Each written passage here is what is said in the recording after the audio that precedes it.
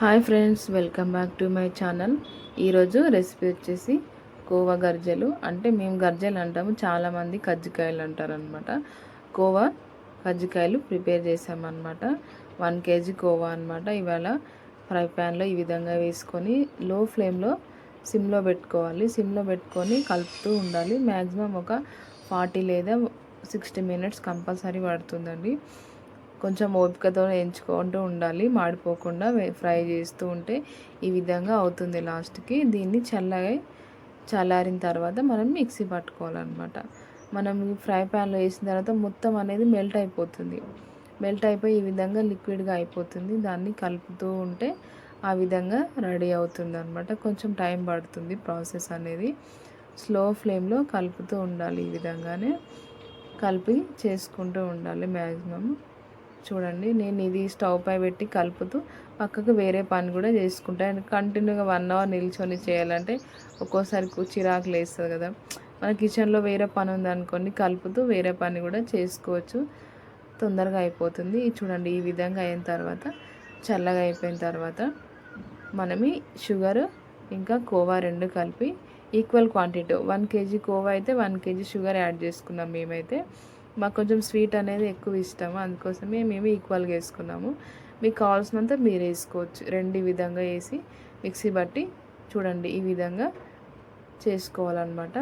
మనకి కావాల్సినంత మేమైతే మైదా పిండి యూజ్ చేస్తున్నాం అనమాట. పూరీకి అయితే మైదా పిండి ఒక 1 అవర్ నానబెట్టేసాము. తర్వాత పూరీలు ఈ విధంగా చేసుకొని స్టఫ్ అనేది దీంట్లో పెట్టేసామన్నమాట.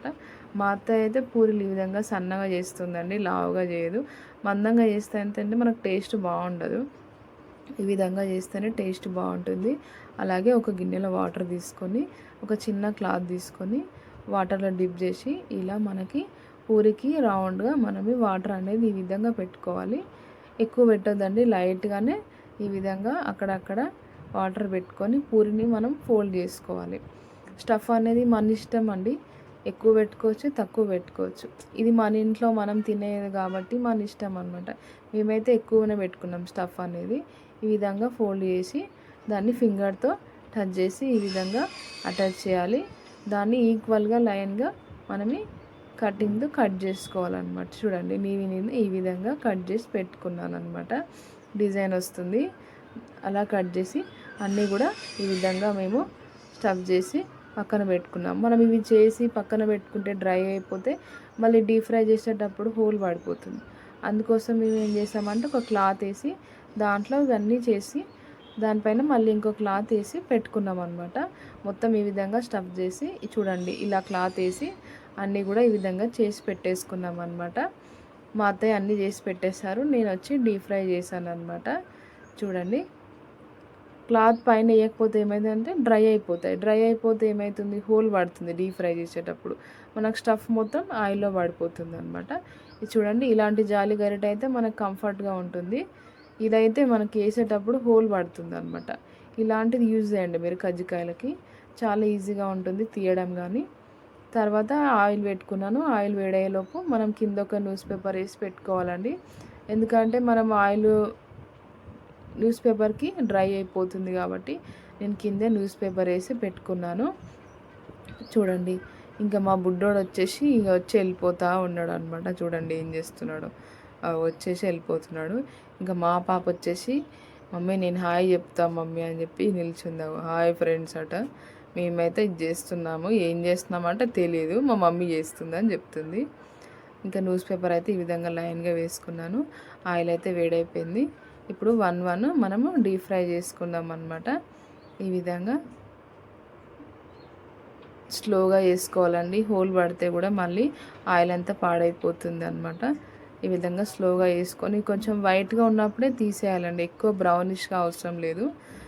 పూరి మనం సన్నగా చేసుకున్నాం కాబట్టి ఎక్కువ అవసరం లేదు, జస్ట్ లైట్గా ఇలా వైట్గా ఉన్నప్పుడే తీసి పక్కన పెట్టుకోవాలి. 1 మొత్తం కూడా ఈ విధంగా డీప్ ఫ్రై చేసుకొని నేను అన్నీ కూడా కింద న్యూస్ పేపర్లో ఈక్వల్గా పెట్టుకోవాలండి.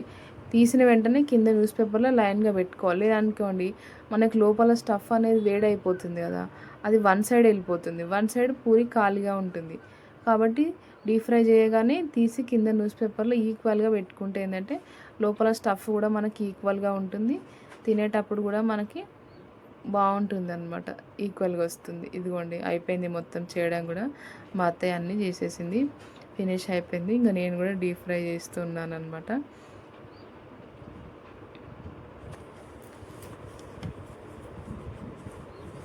కొంచెము ప్రాసెస్ ఏంటంటే ఇవి కొంచెం మనకి రిస్కీ ప్రాసెస్. ఎందుకంటారా, స్లోగా చేసుకోవాలి. కోవా వేయించడానికి టైం పడుతుంది. మళ్ళీ చేసిన తర్వాత ఈ కోవా అనేది లోపల నుంచి బయటకు వచ్చేసింది అనుకోండి, మొత్తం పాడైపోతుంది ఆయిల్ అంతా, అలా అనమాట. అందుకే ఈ ప్రాసెస్ కొంచెం టైం పడుతుంది, కానీ టేస్ట్ బాగుంటుంది. అట్లా ఓపిక ఉన్నప్పుడే చేసుకోవాలన్నమాట.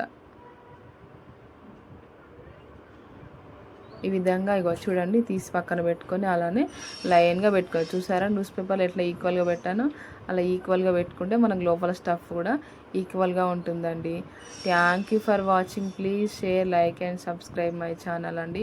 ఇలాంటి మరిన్ని వీడియోల కోసం మా ఛానల్ని సబ్స్క్రైబ్ చేసుకోండి ఫ్రెండ్స్. టేస్ట్ మాత్రం చాలా సూపర్గా ఉంటాయి. మీరు ఫస్ట్ వన్ టైం ట్రై చేయండి, కంపల్సరీగా నాకు కామెంట్ చేస్తారు చాలా బాగున్నాయి టేస్ట్ అని చెప్పి. మా ఇంట్లో అయితే అందరికీ చాలా ఇష్టం అనమాట. ఇంకా ఇలా వైట్గానే తీసుకోవాలండి. ఫైనల్గా అయితే నేను మొత్తం చేసిన తర్వాత టేస్ట్ అయితే చూస్తాను అనమాట. లోపల స్టఫ్ కూడా మనకి ఈక్వల్గా వచ్చింది, టేస్ట్ కూడా చాలా బాగుంది. ఇంకా చేసిన తర్వాత అందరం తినేసాం అనమాట. సూపర్ అంటే అసలు సూపర్ అనమాట. Thank you friends, bye.